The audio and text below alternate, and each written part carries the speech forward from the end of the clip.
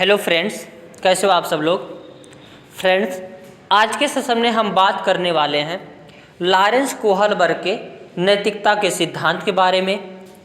और ये सेशन जो है वेरी इम्पॉर्टेंट है उन सभी क्लासेस के लिए जिसमें सीडीपी पूछी जाती है या साइकोलॉजी पूछी जाती है, चाहे सीटेट हो, चाहे सीटेट हो या टेट हो या टेट हो या केबीएस हो, एच टेट हो, आर टेट हो, जेएस टेट हो, बिहार टेट हो, यूपी टेट हो, यानी किसी भी स्टेट का टेट हो या कोई भी टीचिंग एग्जाम जिसमें सीडीपी या साइकोलॉजी पूछी जाती है, उन सभी के लिए वेरी इम्पॉर्टेंट सेशन ये होने वाला है।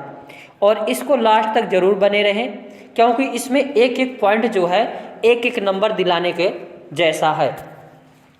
तो चलते हैं, देखते हैं हर एक पॉइंट को, और इसमें कॉन्सेप्ट को देखने के बाद P/Q को भी डिस्कस करेंगे। तो चलते हैं, देखते हैं। लॉरेंस कोहलबर्ग कहाँ के मनोवैज्ञानिक थे? तो अमेरिका के मनोवैज्ञानिक थे। एक प्रश्न जो है टेट में यही पूछा जाता है कि मनोवैज्ञानिक और वो निवासी। और इन्होंने जो है नैतिकता का सिद्धांत या नैतिक विकास के सिद्धांत का प्रतिपादन किए हैं। तो प्रश्न पूछ सकता है नैतिक विकास का सिद्धांत या नैतिकता का सिद्धांत के प्रतिपादन कौन है? तो लॉरेंस कोहलबर्ग। आगे, अब नैतिकता क्या होती है? पहली बात तो ये है नैतिकता क्या होती है। तो नैतिकता वह गुण है जिसमें हमें सही और गलत की पहचान होती है। बच्चा अपने सामाजिक परिवेश से ही नैतिकता और अनैतिकता को जानता है। अब नैतिकता समझ गए, नैतिकता क्या है? जिससे हमें पता चलता है सही क्या है और गलत क्या है। जैसे मैं एक एग्जाम्पल ले लेता हूँ कि अगर लड़का लड़की साथ रह रहे हैं, वो सामाजिक रूप से गलत है। अगर वो सामाजिक रूप से गलत है तो नैतिक नहीं है। लेकिन अगर वही लड़का लड़की अगर शादी कर ले यानी हस्बैंड और वाइफ बन जाए, तो एक साथ रहें, एक साथ मुस्कुराएं, एक साथ खेलें, एक साथ कूदें, एक साथ हाथ में हाथ डाल के चले, एक साथ बाहों में रहें, तो ये चीज़ें क्या है? नैतिक है, यानी समाज में मान्य है। यानी समाज में जो चीज़ें अमान्य है वह अनैतिक है, और जो चीज़ें मान्य है वह क्या है? नैतिक है। लड़का लड़की वही है लेकिन बिना शादी रह रहे हैं तो अनैतिक है, और अगर शादी हो गई है तो नैतिक है। बातें समझ में आया होगा। आगे, अब नैतिक और अनैतिकता का ये जो सिद्धांत यानी नैतिकता का जो सिद्धांत कोहलबर्ग महोदय जी दिए हैं वह किस पर प्रयोग करके दिए हैं? तो जो है एक इन्होंने कई चीज़ों पर प्रयोग किया। यानी ये जब स्कूल में पढ़ाते थे बच्चों को कहानी सुनाते थे, और कहानी के माध्यम से ही इन्होंने नैतिकता के सिद्धांत का प्रतिपादन किए हैं। इन्होंने ऐसे कई सारे कहानी सुनाए हैं, लेकिन उसमें एक फेमस कहानी है हिंज की कहानी। कौन सी? हिंज की कहानी। अब हिंज की कहानी जो है जानना बहुत ज़रूरी है, क्योंकि अगर टेट का एग्ज़ाम हो तो पूछ लेता है हिंज की कहानी किससे संबंधित है, या हिंज की कहानी में कौन कौन पात्र हैं। अब इसको हम डिटेल से जानते हैं, तब चीज़ों को आपसे भी प्रश्न पूछेंगे, आप लोग भी इसमें आंसर देना। तो हिंज की कहानी क्या है? एक हिंज नाम का व्यक्ति होता है, उसकी बीवी बहुत बीमार रहती। कहानी को बहुत ध्यान से समझना है। एक हिंज का नाम का व्यक्ति होता है और उसकी भी जो मैडम या बीवी, पत्नी, धर्म पत्नी, जो भी वो कह लीजिए, वो बीमार थी। और वह इतनी बीमार थी कि उस बीमारी का इलाज जो है कहीं भी संभव नहीं था। अब उसका जो है, अब उसी में एक पड़ोसी डॉक्टर रहता था, जो कि डॉक्टर जो है अभी नई नई खोज किया था किसी दवाई का, और वो दवाई इस पत्नी की जो बीमारी है उसमें बहुत कारगर दवा थी। अब ये जो आदमी जो है इस डॉक्टर के पास गया, और डॉक्टर हालांकि पहली बार आविष्कार किया था तो बहुत ज़्यादा पैसों की मांग करता है। इतना ज़्यादा पैसों की मांग करता है कि हिंज जो है अपने सारे हीरे जवाहरात जो भी रखा हो गहना सब बेचता है कर्जा लेता है, रिश्तेदारों से कर्जा लेता है, तब भी जो है उतना पैसा उसके पास नहीं हो पाता है। तो वह सोचता है कि जो है, तब वहाँ पे पूछा जाता है बच्चों से कि बताओ वह चोरी कर ले या फिर जो है, अब यहाँ चोरी अगर करेगा तो उसकी जो है पुलिस पकड़ लेगी। अब पुलिस पकड़ लेगी यानी कहानी यहीं तक है कि अब वो क्या करे। अब इसके आगे हम लोग देखते हैं। कहानी इतनी आसानी से अभी समझ में नहीं आएगी, इसका सार क्या है आगे। एक शब्द होता है नैतिक तर्कड़ा यानी मोरल रीजनिंग, यानी सही और गलत के बारे में डिसीजन लेने में शामिल प्रक्रिया को ही नैतिक तर्कड़ा कहते हैं। जैसे हिंज जो है अगर चोरी करेगा तो पुलिस पकड़ लेगी, अगर चोरी नहीं करेगा तो बीबी मर जाएगी। यानी दोनों तरफ से वो जो है क्या है, दुविधा में फंसा हुआ है। जैसे कभी कभी बच्चों के पास 2 एग्ज़ाम एक ही दिन एक टाइम पर और अलग अलग क्षेत्र में हो जाते हैं, तो बच्चा सोचता है कि ये वाले एग्ज़ाम को दूँ कि ये वाले एग्ज़ाम को दूँ। वो बच्चा समझ नहीं पाता है। ठीक उसी प्रकार यहाँ पे वो जो डिसीजन नहीं ले पाता है कि चोरी को करूँ या फिर अगर चोरी करूँगा तो पुलिस पकड़ लेगी, और जो है पकड़ा गया तो अगर चोरी नहीं करूँगा तो बीवी मर जाएगी। तो किसी एक को चुन लेना, यानी हिंज ने किसको चुना था, चोरी को चुना था। यही क्या है, नैतिक तर्कड़ा। अब लॉरेंस कोहलबर्ग ने नैतिकता के कितने लेवल बताए हैं, तो मुख्य रूप से 3 लेवल बताए हैं, और तीनों लेवल के 2-2 लेवल हैं। कितने हैं, 2-2 लेवल हैं। यानी उप लेवल कितने हैं, 6। मुख्य रूप से लेवल कितने हैं, 3। ये भी प्रश्न कई बार पूछा जाता है कि लॉरेंस कोहलबर्ग के नैतिकता के सिद्धांत के कितने लेवल हैं, तो 3। पहला क्या है, प्राक रूढ़िगत नैतिकता का स्तर, ये 4 से 10 वर्ष तक के बालकों में पाई जाती है। इसमें सारे पॉइंट याद रखना है कि किस वर्ष के बालकों में पाई जाती है। रूढ़िगत नैतिकता का स्तर ये 10 से 13 वर्ष तक के बालकों में पाई जाती है। उत्तर रूढ़िगत नैतिकता का स्तर ये 13 वर्ष से ऊपर के बालकों के अंदर पाई जाती है।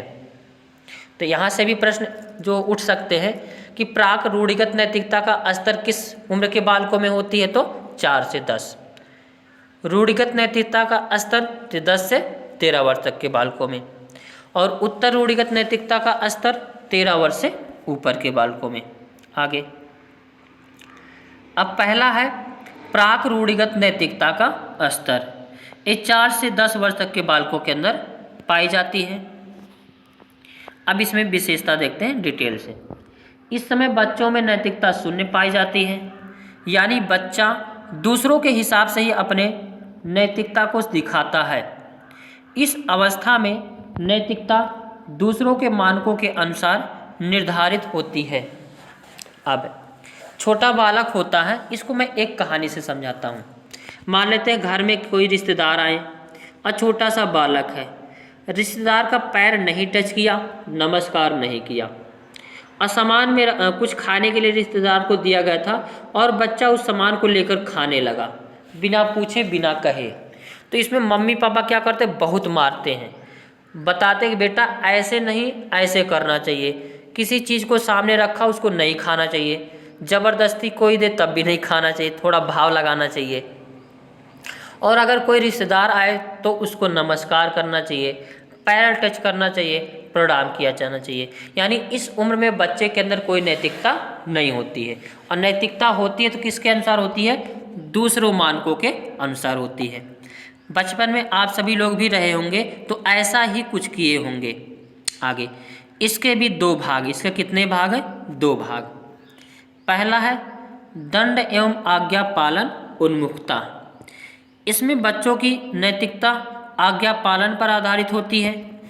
जब हिंज ने चोरी की तो बच्चों ने सोचा कि अगर वह चोरी करेगा तो उसे सज़ा मिलेगी, यानी बच्चा दंडित है। यानी जैसे कोई घर में बच्चा है, वह पैर नहीं टच किया, प्रणाम नहीं किया तो बहुत मार खाएगा।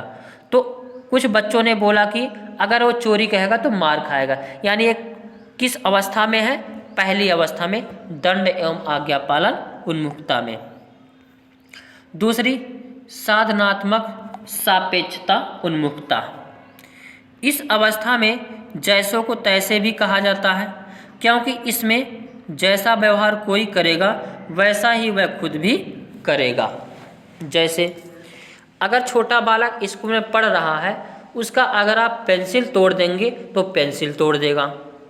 अगर उसको एक थप्पड़ मार दिए तो बालक भी आपको एक थप्पड़ मार देगा। अगर उसको कुछ भी गाली दे दिए तो वो भी दे देगा। यानी जैसा आप उसके साथ करोगे वैसा ही वो तुम्हारे साथ करेगा। चाहे आप पीएम सीएम दुनिया के सबसे महान आदमी हो, उससे उसे जो है कोई मतलब नहीं। साधनात्मक सापेक्षता समझ गए होंगे, यानी जैसे आप करोगे वैसा ही वह आपके साथ करेगा। ऐसा सभी लोग किए होंगे, अपने बचपन को याद करिए, सब लोग किए होंगे। आगे दूसरा स्तर है रूढ़िगत नैतिकता का स्तर। इस अवस्था में बच्चा दूसरे के मानकों को अपने अंदर समाहित कर लेता है तथा उसी के अकॉर्डिंग सही या गलत का निर्णय करता है। जैसे अगर कोई बालक को पुरस्कार मिला है तो वह भी सोचेगा हम भी इसके जैसा बने, पुरस्कार पाएं।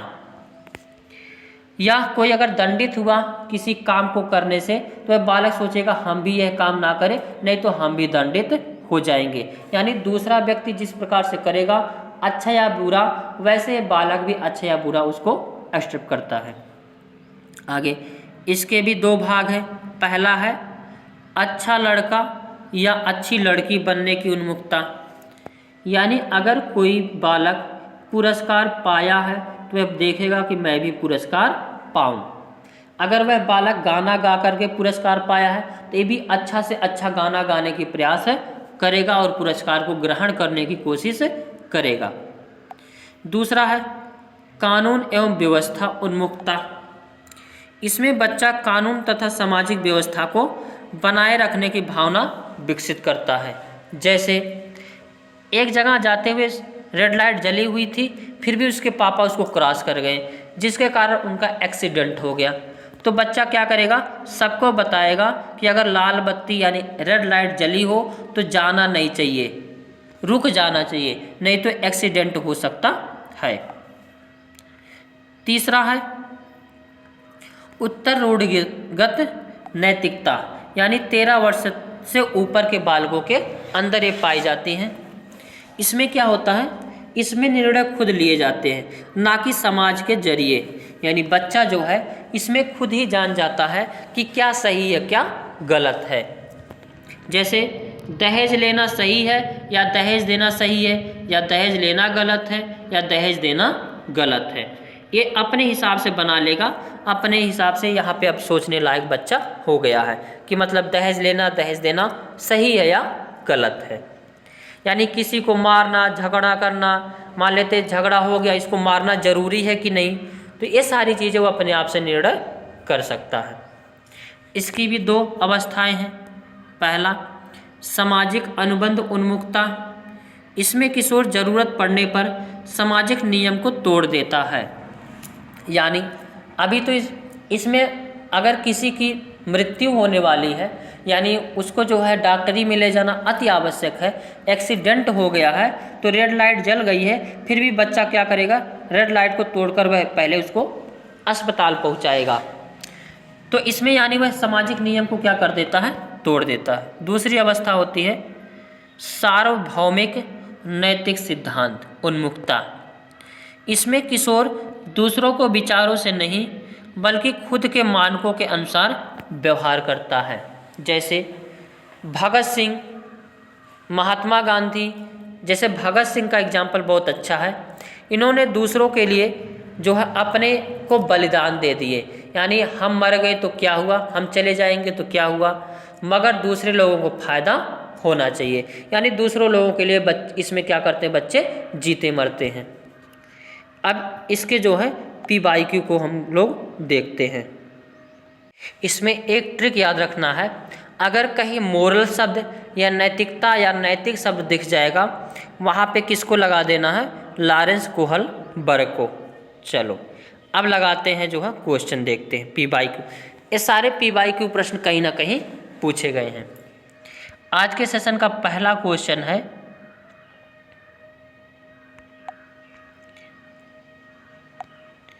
रिया कक्षा में पिकनिक तय करने हेतु ऋषभ से सहमत नहीं है। वह सोचती है कि बहुमत के अनुकूल बनाने के लिए नियमों का संशोधन किया जा सकता है। यह सहपाठी विरोध निम्नलिखित में से किससे संबंधित है? संज्ञानात्मक परिपक्वता से, या प्रतिक्रिया से, या सहयोग की नैतिकता से, या विषमांग नैतिकता से? यह जो है क्या कह रहा है, ऋषभ से सहमत नहीं है। वह सोच रही है कि बहुमत अनुकूल बनाने के लिए नियमों में संशोधन किया जाना चाहिए, यानी यह क्या है, सहयोग की नैतिकता से संबंधित है। इसमें जो है सी ऑप्शन यानी third option is the correct answer. आगे प्रश्न है, कोहलबर्ग के अनुसार बच्चा सीखते हैं किसके कारण? तो नैतिक विकास के चरण, इसमें ये हो जाएगा डी। आगे क्वेश्चन है, कोहलबर्ग के सिद्धांत के योगदान के रूप में निम्नलिखित में से किसे माना जा सकता है? पहला ऑप्शन है, उनके सिद्धांत से ने संज्ञानात्मक परिपक्वता और नैतिक परिपक्वता के बीच एक सहयोग का समर्थन किया है, या इस सिद्धांत में विस्तृत परीक्षण प्रक्रियाएं हैं? तो नहीं है। यह नैतिक तर्क और कार्यवाही के बीच एक स्पष्ट संबंध स्थापित करता है, या उनका विश्वास है कि बच्चे नैतिक दार्शनिक हैं? इसमें जो है कौन सा ऑप्शन सही हो जाएगा? पहला। तो first option is the correct answer. Next question है, एक बच्चा तर्क प्रस्तुत करता है कि वह हिंज की दवाई को चोरी नहीं करनी चाहिए। वह दवाई जो उसकी पत्नी की जान बचाने के लिए ज़रूरी है, क्योंकि यदि वह ऐसा करता है तो उसे पकड़ा जाएगा और जेल भेज दिया जाएगा। कोहलबर्ग के अनुसार वह बच्चा नैतिक समझ के किस अवस्था के अंतर्गत आता है? यानी इसमें वह क्या कर रहा है, दंड से डर रहा कि उसको जो है दंडित किया जाएगा, इसलिए वह जो है क्या करता है, जेल जाने का डर रहा कि उससे जो है पुलिस पकड़ेगी और पीटेगी, इसलिए यहाँ पे क्या हो गया, वह बच्चा जो है दंड एवं आज्ञा पालन अभिविन्यास के अंतर्गत है। नेक्स्ट क्वेश्चन है, निम्नलिखित में से कौन सी लॉरेंस कोहलबर्ग के द्वारा प्रस्तावित नैतिक विकास की एक अवस्था है? अब इसमें बताना है नैतिक विकास की एक अवस्था इनमें से कौन सी है? तो पहला ऑप्शन है मूर्त संक्रियात्मक अवस्था, दूसरा है उद्योग बनाम अधीनता अस्वस्थ अवस्था, या प्रसुप्ति अवस्था, या सामाजिक अनुबंध अभिविन्यास। तो लॉरेंस कोहलबर्ग में सामाजिक अनुबंध अभिविन्यास से संबंधित है, यानी इसमें D option is the correct answer, क्योंकि समाज में जो होता है यानी जो मान्य है वो नैतिक है, जो अमान्य है वह अनैतिक है। तो इसमें डी ऑप्शन क्या हो जाएगा, सही। नेक्स्ट क्वेश्चन है, नूर विद्यालय में अपना लंच बॉक्स लाना भूल गई। यह कहते हुए तान्या को उसका लंच साझा करने के लिए कहा, तुम्हें आज अपना लंच मेरे साथ साझा करना चाहिए, क्योंकि कल मैं तुम्हारे साथ अपना लंच साझा किया था। लॉरेंस कोहलबर्ग के नैतिक विकास के सिद्धांत के अनुसार नूर का कथन ... अभिविन्यास प्रारूप को ... अवस्था पर दर्शाता है, ये बताना है। तो इसमें बात कर रही है जो है आदान प्रदान की बातें कर रही है कि मैंने आपको भी खाना खिलाया था तो आप भी मेरे को जो है खाना खिलाइए, यानी आदान प्रदान। तो इसमें जो है आदान प्रदान परंपरागत, यानी जो है c option is the correct answer. Next question है, एक बच्चा तर्क प्रस्तुत करता है कि आप यह मेरे लिए करें और मैं आपके लिए यह करूँगा। यह बच्चा कोहलबर्ग की नैतिकता तर्कड़ा की किस अवस्था के अंतर्गत आएगा, ये बताना है। पहला है अच्छा लड़का या लड़की अभिमुखीकरण, या सामाजिक अनुबंध अभिमुखीकरण, या सहायक उद्देश्य अभिमुखीकरण, या दंड एवं आज्ञा पालन अभिमुखीकरण। इसमें क्या कह रहा, मैं आपके लिए करूं और आप मेरे लिए करें, यानी जो है सहायक उद्देश्य अभिमुखीकरण, यानी third option is the correct answer हो जाएगा इसमें। तो आज के सेशन में बस इतना ही। सेशन अच्छा लगा हो तो लाइक शेयर कमेंट करना ना भूले। Thank you for watching. Next video किस पर चाहिए आप सभी लोग कमेंट बॉक्स में बता सकते हैं, उस पर वीडियो आप सभी को मिल जाएगा।